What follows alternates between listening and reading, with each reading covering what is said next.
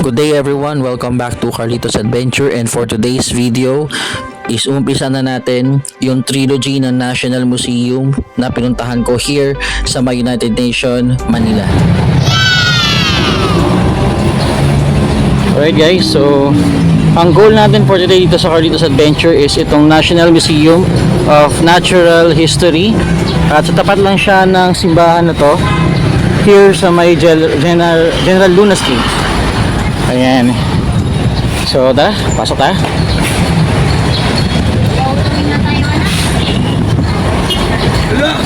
Okay. So, itong National Museum of Natural History, nakakonekta siya dun sa dating park. Kung naalala niyo dati sa Luneta, meron siyang parang mapa ng Pilipinas. So, wala na yun, na-renovate na. So, yung park na yun is konektado dito sa National Museum of Natural History. Wow!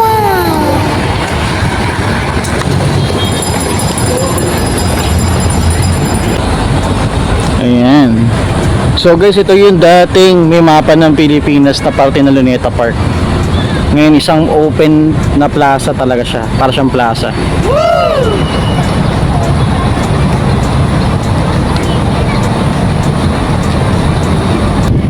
Alright, mukhang maraming tao ngayon. So, change outfit muna ako mga tropa since papasok tayo ng building.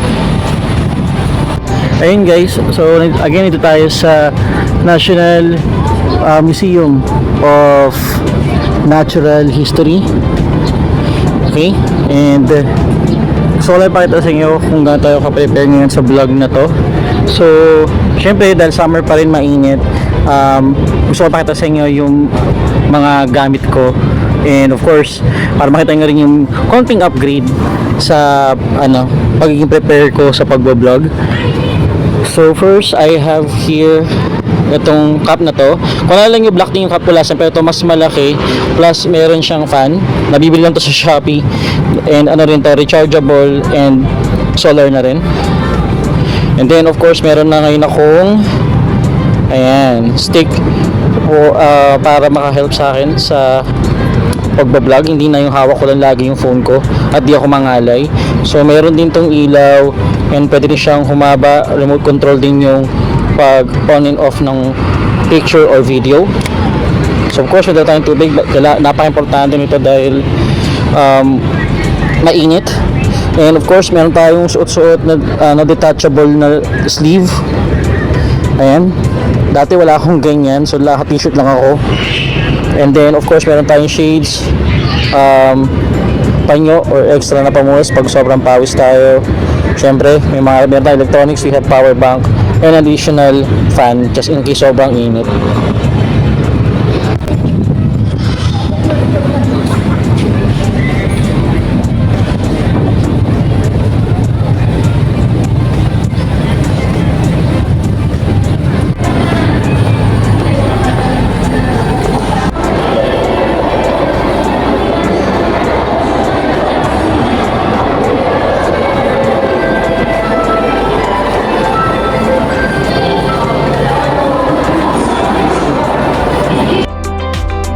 Alright guys, so this elevator will give you a 360 view ng buong National Museum, and by the way, they call this the Tree of Life. Kumbaga, kung mapapansin nyo, yung bubong is yung pinaka mga dahon, and itong elevator is yung pinakakatawan ng puno.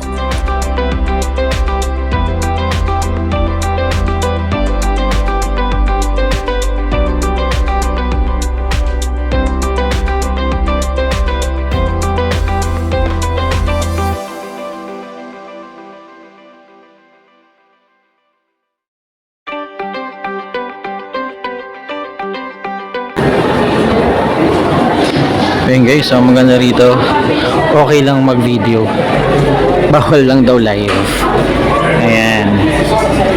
So again, nandito tayo sa National Museum Natural History.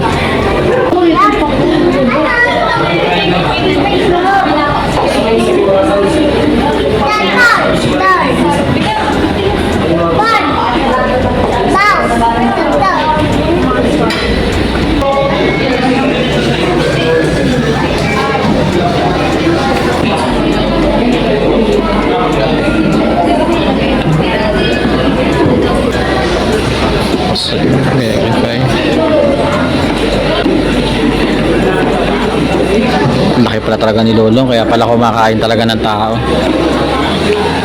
Oh, kahit ako, kasya ako dyan, oh. Okay.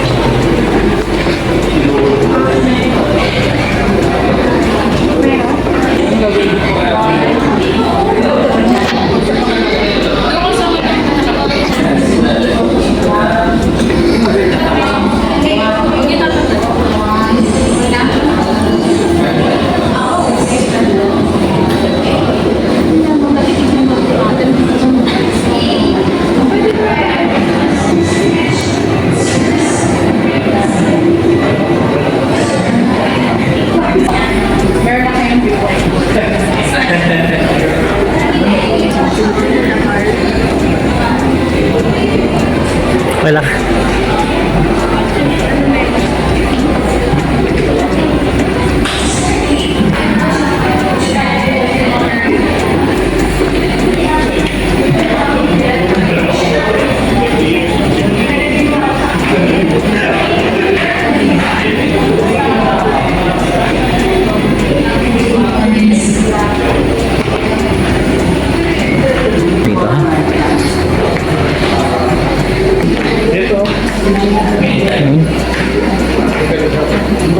Then we have here Golden River. Ito madalas natin ito nakikita talaga na ginagawa.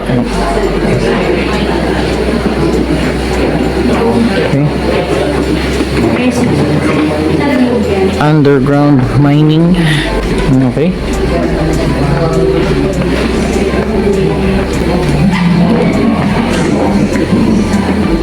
Oh, ito non-metallic minerals. Ayos itong kulay dilaw na ito.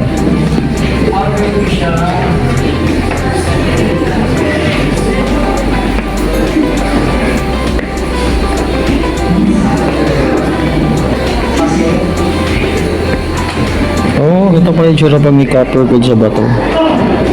Okay.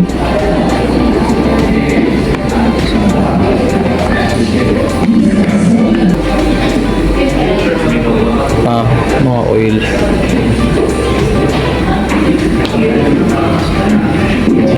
Ito, kung naalala nyo, may na tayong ganyan sa Pilipinas, sa may Mindoro, Ilocos Norte, and Guimaras. Okay, so isa to sa mga pangarap ko. Naniwala kasi hindi magkaroon ng ganito kalaking bahay at solar kasi tipid sa kuryente. Yung mga tipong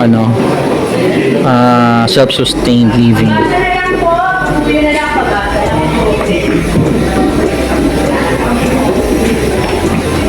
Oh. Sorry. Hindi ko napansin yun, Okay. Ito yata yung dapat nasa Batanes. Hindi, nuclear pala yung nasa Batanes, hindi geothermal. So guys, ito di ko napansin to. Wow. Meron palang line dito.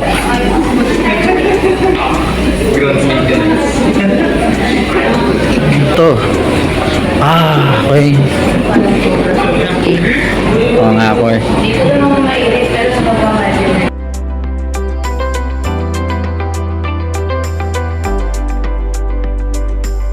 Okay, dito tayo ngayon sa dagat naman, nakikita sa dagat. Fossils. So, ngayon, alam ko malaki yung nagala doon guys, pero hindi ko alam ganun kalaki yung difference niya sa mga modern sharks. Oh, Jurassic Ammonite, mga Pokemon lovers yan. resurrect na ba natin to?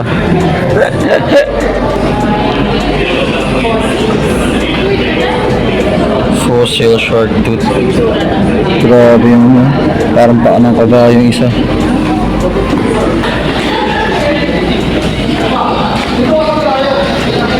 Try nga natin, tropa.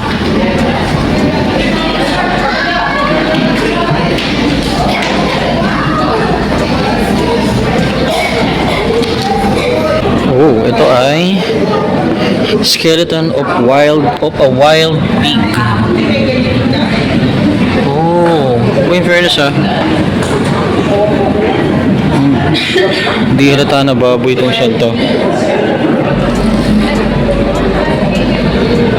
Ito naman deer. Halata naman may sungay. So malamang deer talaga siya. Okay. So totoong buhay guys, hindi ganyan kala. Malit lang yung ganyang elepante. Nakita na ako totoong elepante sa Thailand eh. Well, baka yan yung ibang lahing elepante nga pala. Iba-iba nga pala yung mga species ng elepante. Ito guys ay tusk ng stegodon. Yung sa Ice Age.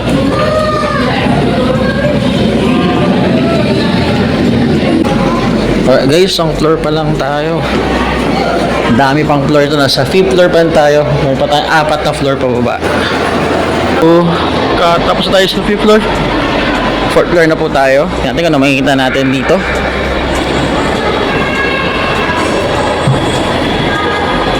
Okay. Oh. Dito guys, pati yung sound ng gubat na pinapatugtog nila. Not sure kung nakukuha siya ng ating phone, but yun nga, pati yung sound sa forest kuha nila.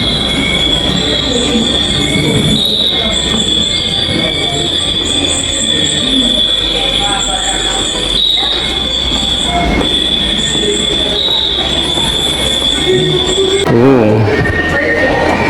So yung mga rito, mga cat lover or mga pet lover, sorry, mayroon ditong taxidermized na pusa or forest cat. Hindi po stop to yung mga nakita nito, lahat po ng mga nakita nito sa mga taxidermized or ibig sabihin mga patay na hayop, tapos parang minamified nila. Nice guys, para ka talaga nasa forest. Ay.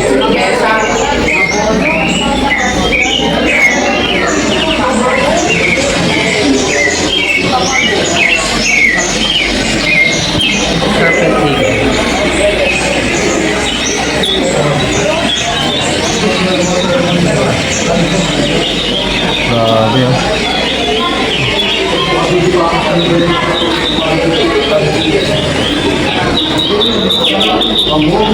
Tawag pala sa lauroy.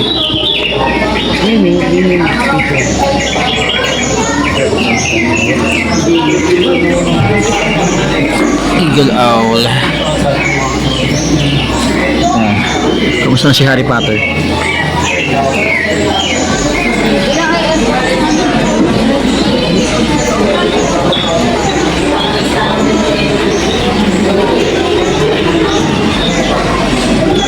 Okay guys, tingnan kita yung sa Tarzan. At ito naman yung sa Guardians, yung lang Guardians na mga owl.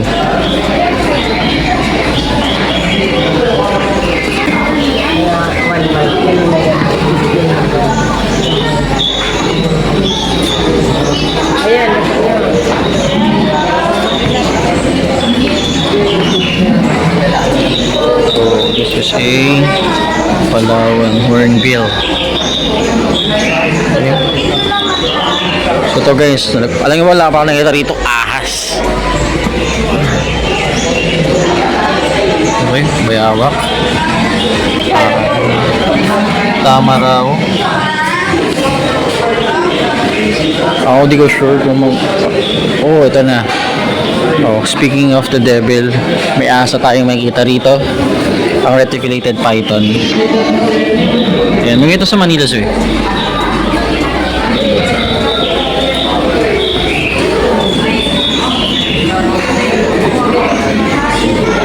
Ito.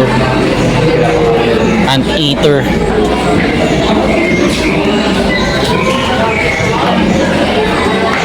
Malayan. So, ito yata yung musang, kung hindi ako nagkakamali. Correct me if I'm wrong, guys.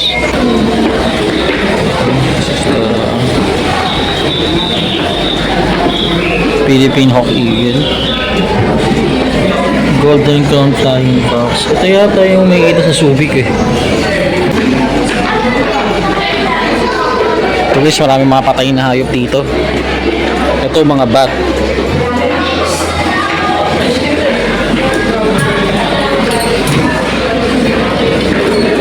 Daga.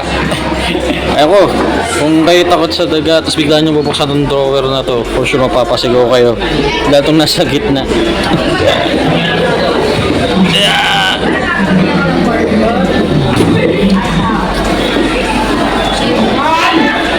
Jimmy! Oh, mga ibon.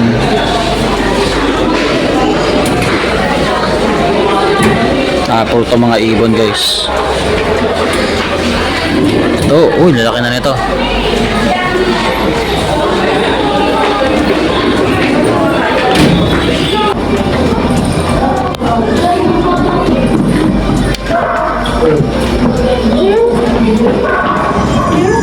Oh, pag pinindot mo yung picture, paparinig niya sa'yo yung tunog niya sa forest. Okay, so, pag pinindot mo yung picture, ipi-play niya yung tunog ng hayop na yun sa forest or sa habitat nila. Right now, cave. So, malamang makita nito puro mga paniki.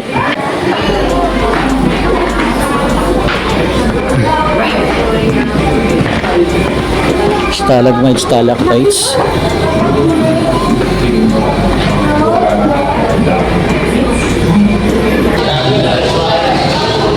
You have your osprey. May osprey din pala sa Pilipinas. Kala ko sa ibang bansa lang. Okay. Meron tayo rito crocodile.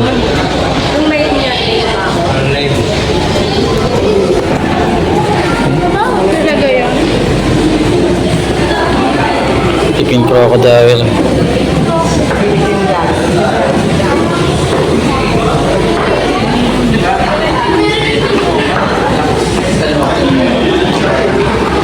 Ancient giant soft-shell turtle, sailfin lizard,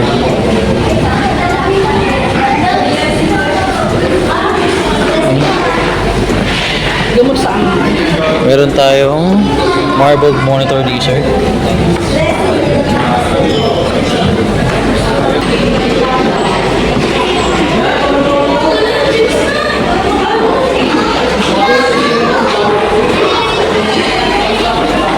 ayun guys, so doon na tayo sa 4th floor.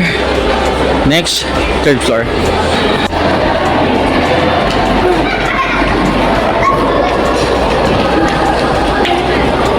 Paintings ng Philippine orchids. O dito po ng mga paintings.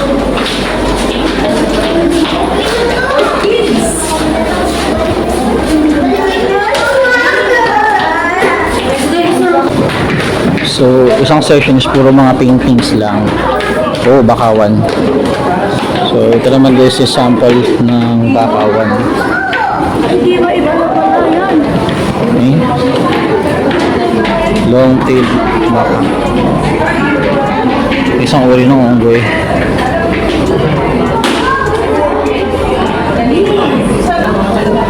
Okay. Ito na pala yung alaga ni Ash Ketchup.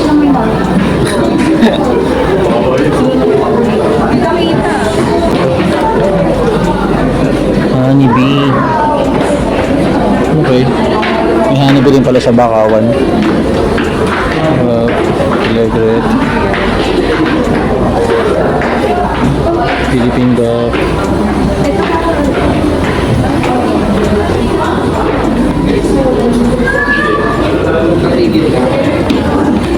Pero yun.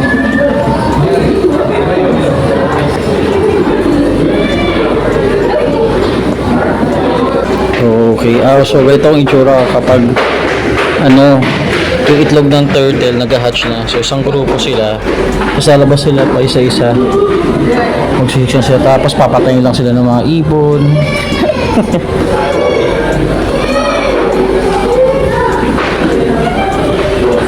Hawkbill turtle.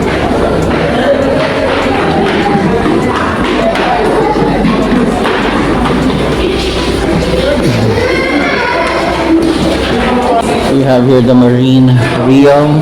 So, syempre, may dito puro mga isda, corals. At then, if there's any meron dito submarine. Spaceship sa ilalim ng dagat. Eh, di wow.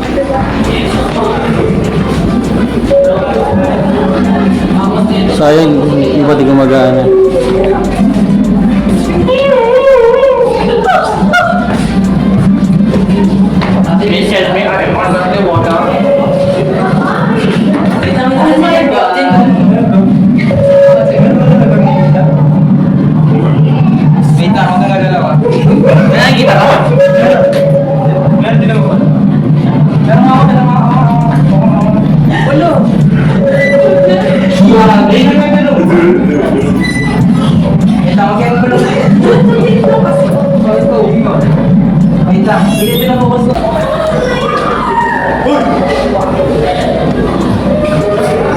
Ito. Oh guys, green turtle. Ito siguro yung kinang yung channel ko guys. So, sa mga shorts ko is may isang pagong doon. I think ito yung kalahin mo.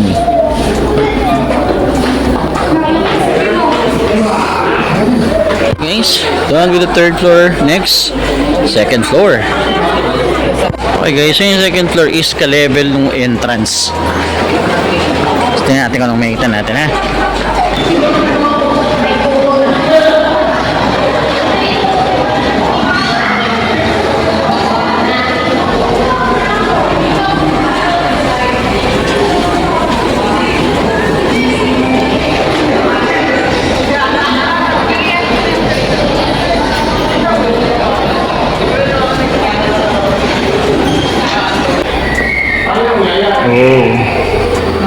Dugong, anto guys, bone or buto ng dugong.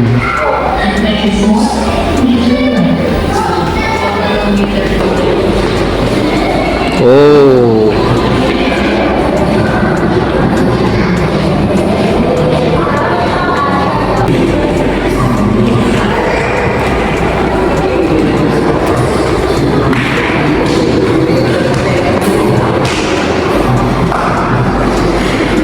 sorry.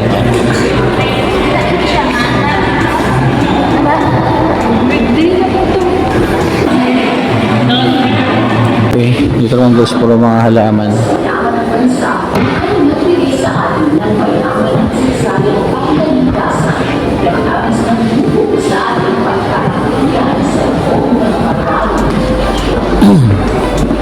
So, tulad ng bato, hindi na ako yung mahilig sa organic. So, mga dahon at halaman. So, diretso lang tayo guys.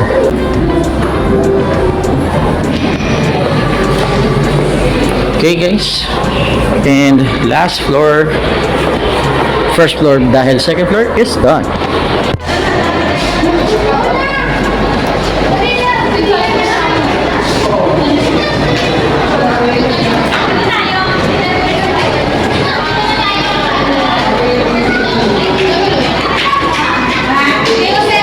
Okay guys, so sa Intramuros nakita tayo ng Lego dito sa National Museum for Natural History.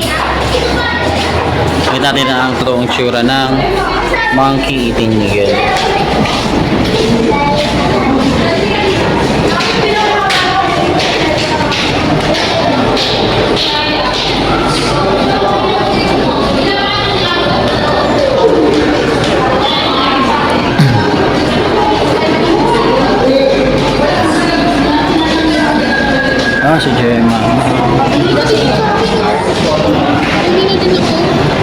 So guys, ito yata yung mga monkey eagle na na-save.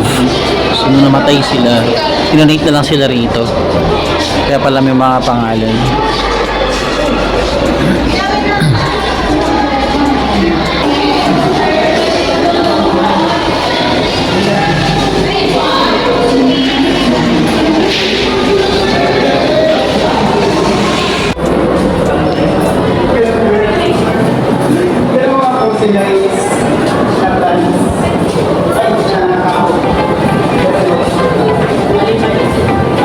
Guys, mga bulalakaw or meteors. Ayan, ito yung mga nakuha sa impact site.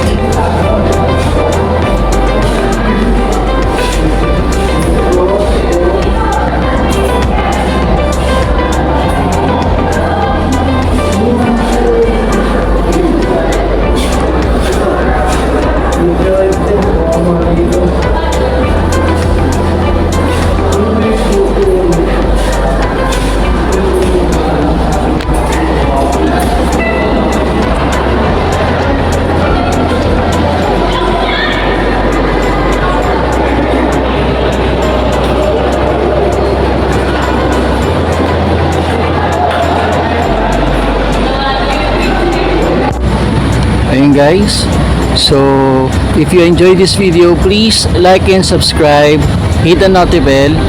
Let me know sa comment section kung ano pa yung mga gusto nyo puntahan or gawin natin here sa Carlitos Adventure. At maraming salamat sa panonood at sa suporta. See you sa next video. Have a great day.